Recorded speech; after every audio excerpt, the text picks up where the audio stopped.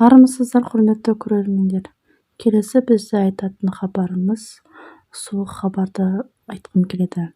Бізде Қазақстанда танымал әнші әрі актриса Айгүл Иманбаеваның әкесі дүниеден озды деп хабарлайды Instagram парақшасында. Қазақтың аяулы өнерпаз қызы Айгүл Иманбаеваның әкесі Серікқұл Иманбаев дүние салды. Құрметті Айгүл, қанатты бүтін сұңқар, тұяғы бүтін тұлпар жоқ. Алла әкейдің алдынан жарылқасын, бекем болыңыз деп жазды Ерлан Рысқалиев Инстаграмдағы парақшасында. Айта кетсек, Айгүл Иманбаева біртінде өзінің шығармашылық кешінде туған әкесінен кешірім сұраған болатын.